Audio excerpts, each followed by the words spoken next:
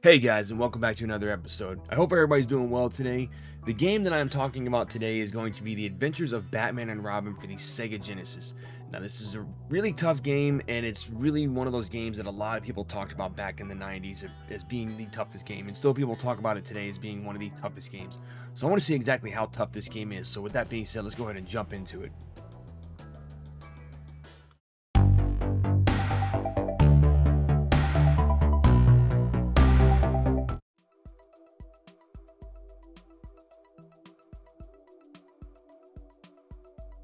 Growing up in the 90s, Batman the Animated Series was one of my favorite cartoons of all time. I still love the series to this day, but it was right up there with Spider-Man and X-Men, and even the Superman cartoon in the 90s was really awesome as well. That was another one that was made by Bruce Timm.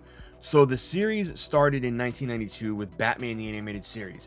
And then around 1994 or 93, they shifted it to the New Adventures of Batman and Robin, and then about a year later, they would come out with the Batman Superman Adventures, which was a an hour long thing with a Batman episode and a Superman episode. It's a really great hour of cartoons because the Superman cartoon, like I said, was awesome. The game, however, was not awesome, and I will not be covering that one in any videos. I refuse to play that game again. So you just have to take my word for it. And you might already know, but it is one of the worst games ever made. But we're talking about Batman today. So when the New Adventures of Batman and Robin came out, they had games, they had toys, they had every form of media except for movies that was shifted to the live action stuff, but they had games for this cartoon, and it was on pretty much every system at the time, from the Super Nintendo to the Sega Genesis to the Game Gear, the Game Boy, even the Sega CD had a version. I don't think Nintendo had one because at this time I don't think Nintendo was making NES games anymore. They were really working on just SNES games, but we're talking about the Sega Genesis version today. And this has to be one of the toughest games I've ever played. I first played it back on the Sega channel. I know I talk about that a lot, Sega channel, but a lot of the games I played in these videos were from the Sega channel. That's where I first played a lot of these games. And this is one of the games that when I saw it, when I found out that it was a game, when I first got the service and everything, I looked at it, I said, Batman and Robin, let's play this. And I loved it. But it is a tough as hell game. How tough, you ask? Well, let's talk about some gameplay and see exactly how tough this game actually was.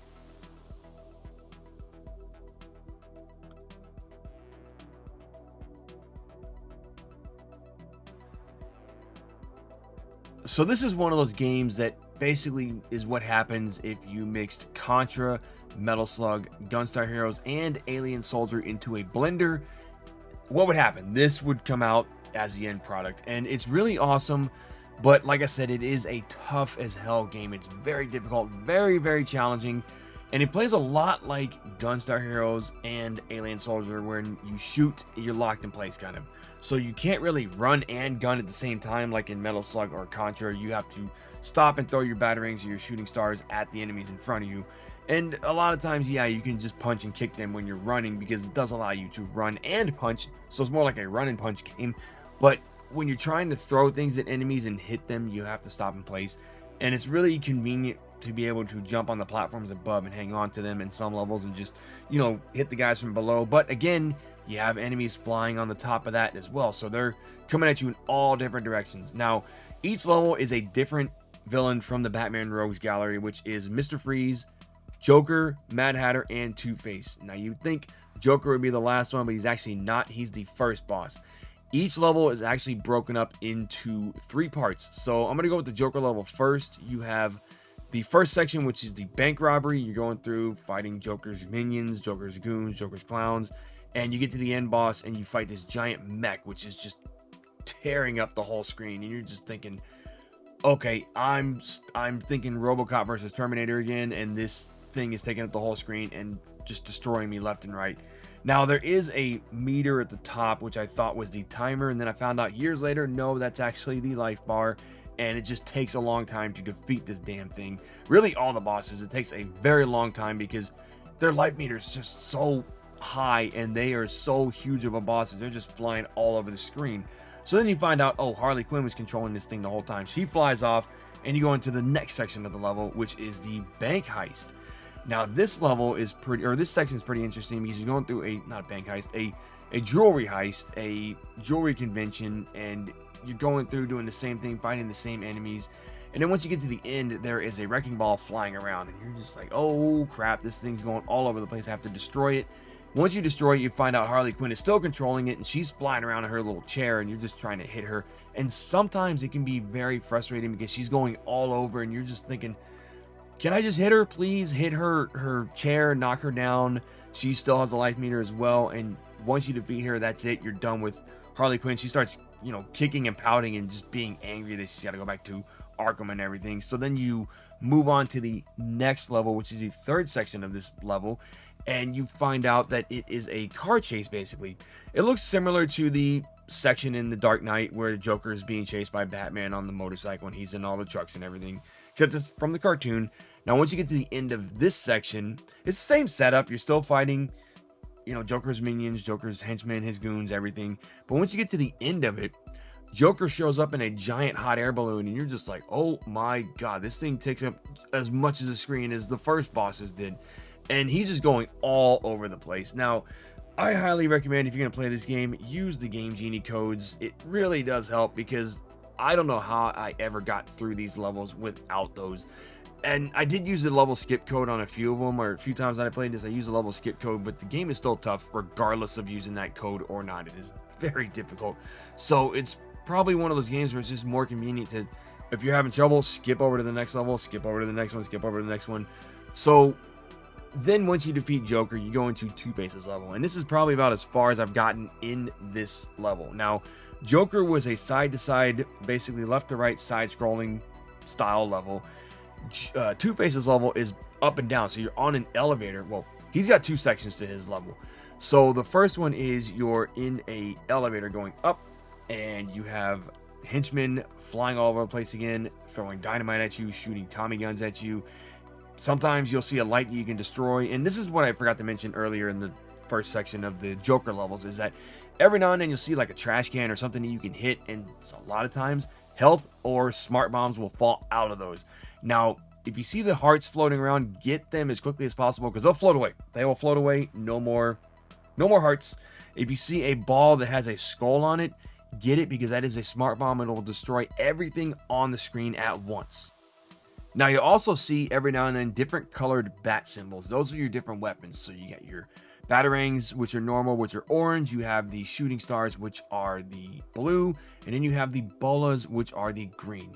And if you get more and more of those, it upgrades those even more. But then if you die, you basically lose them. You start over with the batarang.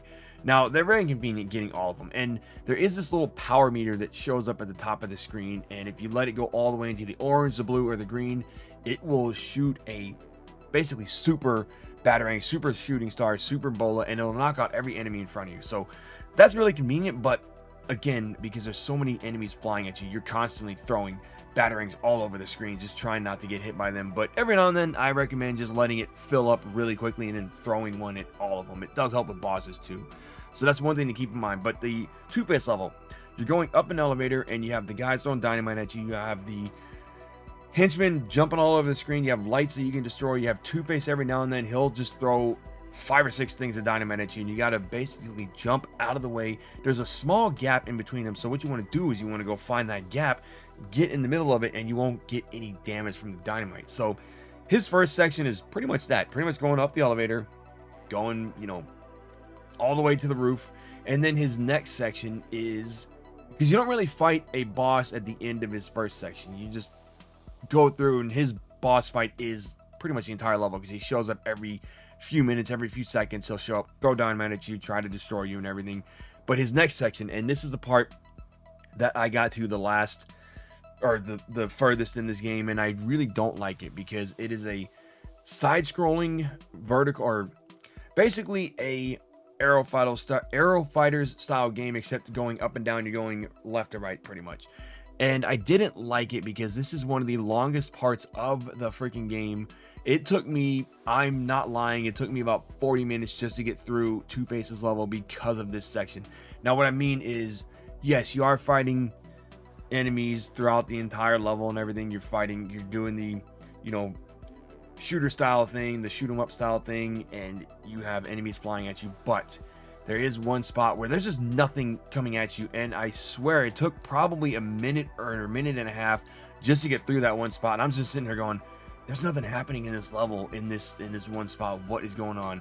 And then you finally come up to a Zeppelin at the end, pretty much destroying everything on there. You see a bunch of guns firing at you, destroy everything on there. Keep in mind, you're still throwing batarangs and shooting stars here, so Batman's on like a glider of sorts. Batman or Robin, because you can play as both of them.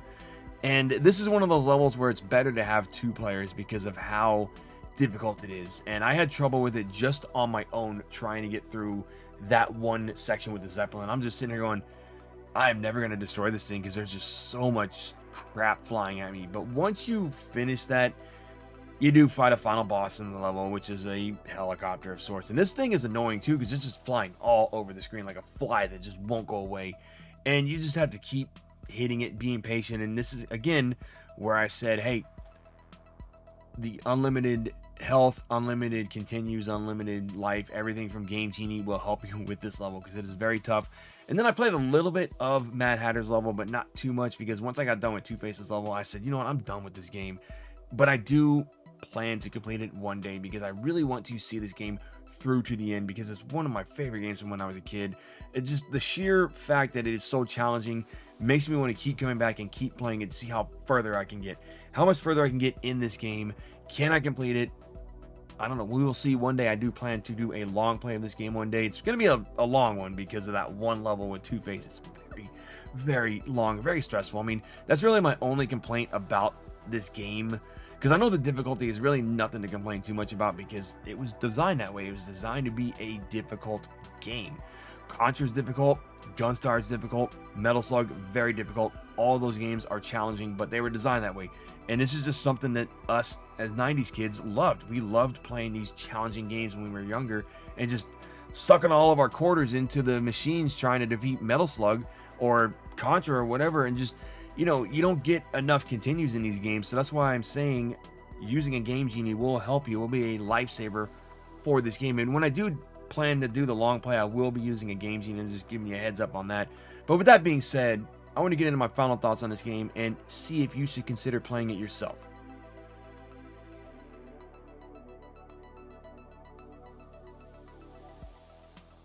Alright, so we had some good and we had some bad, but I don't want this to discourage anybody from playing the game. I don't want it to scare you off. I definitely think if you're a fan of Batman the Animated Series or the New Adventures of Batman and Robin, you should definitely check this game out, because it is fun. Yes, it is difficult. Yes, it is tough. Yes, it will test your patience, but you're going to want that patience to get through some of these levels. Just have patience, practice, get through the level, and you will be able to complete it. Now, yeah, you're going to die a lot. I'm not going to lie about that. You are going to die a lot in this game, but it's still fun. It is still an enjoyable game. I still love it. I still play it from time to time, and like I said, I'm planning a long play of this game, so definitely keep an eye out for that. Now, as for the physical versions of this game, because I don't believe it is available anywhere digitally because of the licensing issues and all that stuff, you can find this game physically probably for about $10. I mean, I found it at GameStop online for $20. I was fine with that. I was totally cool paying that much for it, because it's one of those games that wasn't really, you know, highly demanded back in the day. It wasn't limited to how many copies they made, such as Castlevania Symphony of the Night or the Silent Hill games, where they're just stupidly expensive now. This one's still pretty cheap from what I've seen. And you know, if you like this one, definitely check out the SNES version, because I heard that one's really awesome, whereas this one was more of an arcade style shooter. That one is more of a detective game, so it's more detective and less arcade. This one was fun for what it was. That one is fun for what it was too, so I definitely want to check that one out too. But if you are a fan of the series as well, just in general, play that one, give that one a shot. And if you have played that one before, let me know what it's like, because I would really like to know. And before we leave, guys, I want to know, what is your favorite retro Batman game from the Genesis and the SNES, or even the PS1, because there were some, not PS1, PS2, because there were some great PS2 Batman games. Not so great on the PS1. We won't talk about those because it's Batman and Robin and Batman Beyond, and they were not the best. So what is your favorite retro Batman game? Let me know down in the comments below. I would like to thank you again for watching, and I really hope you enjoyed this episode. I always enjoy making these videos because it gives me a chance to revisit the past and introduce these older games to a newer audience who might be interested in trying them out for themselves. But it also gives me a chance to bring back the memories to those older fans who used to play these games back in the 90s and early 2000s, such as myself. But as always, guys, Be sure to hit that thumbs up and ring that bell to be notified of when videos go live. Share with your friends and family, and I'll see you next time.